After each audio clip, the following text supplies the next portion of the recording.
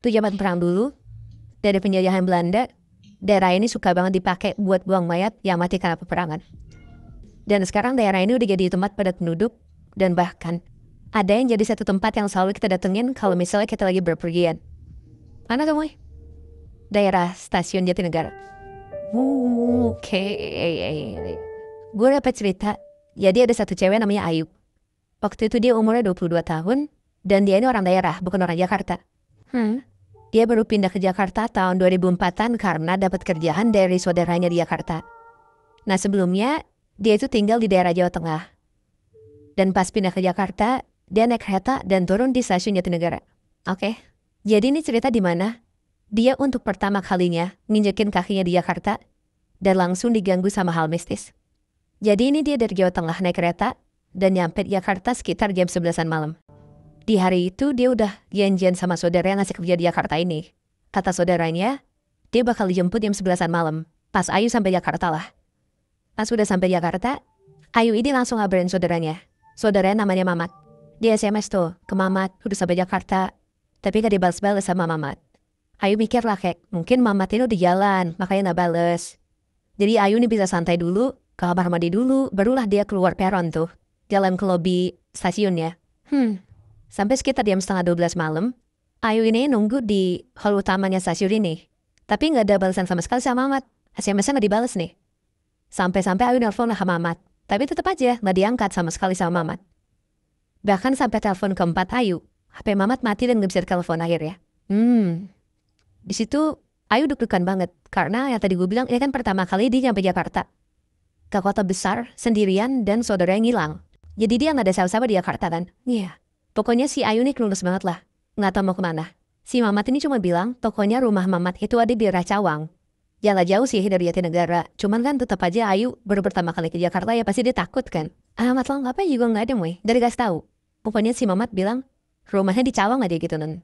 Dan dia juga disuruh nunggu kan sama Mamat kan. Iya, karena kan janji mau dijemput. Ya. Dan pas banget, di stasiun ini udah sepi. Penumpang-penumpang yang lain udah pada pulang. Jadi ya yang lalu-lalu di depan Ayu ini sedikit lah orangnya. Pas dia lagi berdiri di hall utama, sendirian, di stasiun Jatinegara, si Ayu ini tiba-tiba kaget banget deh. Karena pas dia lagi bengong, dia tuh main HP. Tiba-tiba dia denger, di belakang dia tuh kayak ada suara orang lari banyak banget itu kayak gerabak-gerubuk gitu. Gitu. Langsung lah si Ayu nengok ke belakang kan, ke arah belakang tuh arah suaranya. Tapi ternyata pas dia nengok ke belakang, kosong. Bener-bener kosong banget, gak ada siapa-siapa, cuman ada OB gitu lagi nyapu. Ayu kebingungan lah dan kaget juga gitu itu suara apaan kan karena dia denger jelas banget. Tapi pas dia nengok nggak ada siapa-siapa di sana. Akhirnya si Ayu ini lanjut main HP lagi sambil coba nunggu kabar Mamat. Dan gitu lama, kayak 5 menit kemudian dia denger tiba-tiba dari arah depan dia kayak di jalan rayanya situ Jatinegara. Kayak ada suara orang teriak-teriak gitu deh. Nah, tapi teriakannya tuh bukan kayak teriakan biasa, kayak teriakan orang kesakitan ngerintih gitu loh.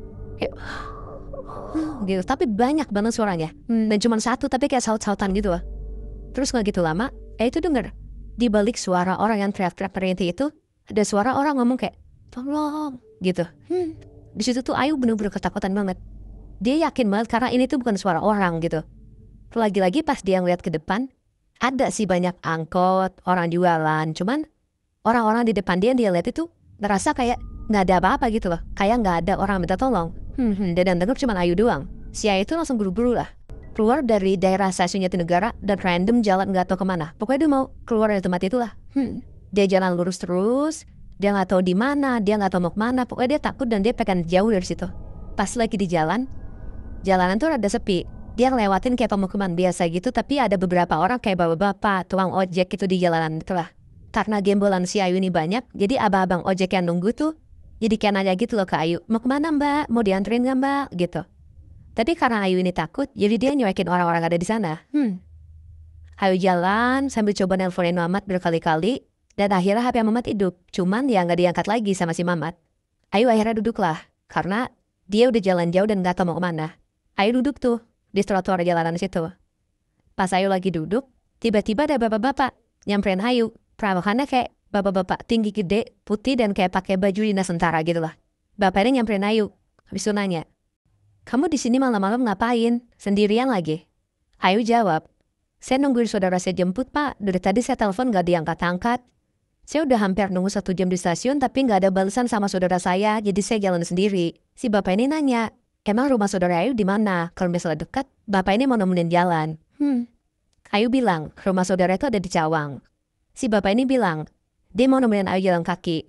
Sampai kayak Ayu dan si bapak itu nemu satu tempat gede yang jadi ancar-ancar saudaranya Ayu buat jemput Ayu. Lebih gampang kelihatan gitu. Iya, benar. Karena si Ayu mikir kayak daripada dia nggak jelas jalan sendirian, ditambah bapak ini kan baik kan, mau nemenin. Akhirnya Ayu mau tuh ditemenin. Saya bapak ini kayak nyari ancar-ancar yang enak buat mama jemput. Udahlah, akhirnya mereka berdua jalan kaki sambil ngobrol-ngobrol. Tapi si Ayu ini ngeh. Kayaknya tuh bapak ini tuh kayak blasteran gitu loh, karena ngomong Indo itu kayak nggak lancar dan ada logatnya, kayak bukan logat orang Indonesia biasa. Tapi bisa bahasa Indonesia. Tadi Ayu nggak peduli karena yang dia pikirin yang penting gue ditemenin lah gitu. Pas lagi ngobrol-ngobrol, si bapak ini ngomong, tahu nggak kamu di tempat apa? Si Ayu ya dengan polisi jawab nggak tahu, karena kan dia baru pertama kali ke Jakarta kan. Dan yang Ayu tahu cuman Jatinegara dan Cawang. Si bapak ini ngomong, ini nama daerahnya Rawabangke, karena dulu banyak banget bangke yang dibuang di sini. Dengar bapak itu ngomong gitu ya sebenarnya Ayu kaget, cuman ya dia bingung mau respon apa juga kan. Jadi Ayu cuma bilang ya doang. Pas lagi jalan berdua, makin lama nih Ayu nyium kayak jalanan yang dilewatin kok bau bangke gitu. Kayak bau bangke busuk gitu lebih. Nah, yang awalnya Ayu coba hirawin, lama-lama Ayu keganggu sama bau ini soalnya nggak hilang-hilang baunya. Akhirnya Ayu ngomong ke bapak ini. Sambil jalan nih mereka berdua.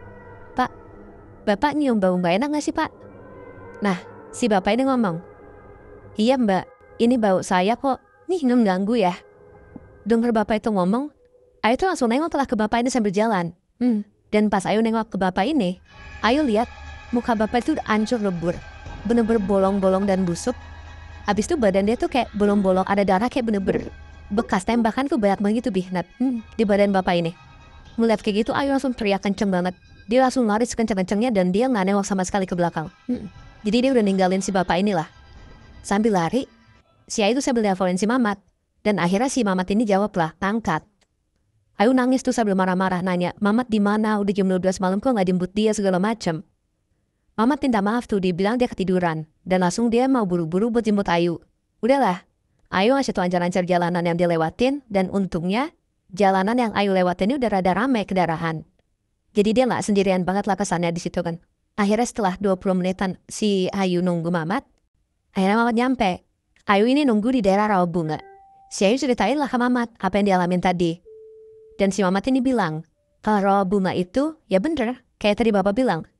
Dulunya itu Rawabangke namanya, karena zaman dulu tempat ini jadiin pembuangan mayat. Jadi waktu zaman perang Belanda itu, di daerah Jatinegara atau Rawabunga, itu tuh bener-bener jadi rawa yang gede banget Bihnat.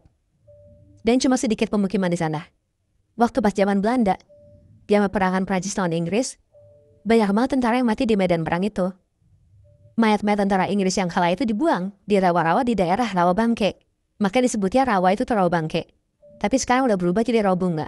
Dan daerah ini dibagi jadi 2 bagian.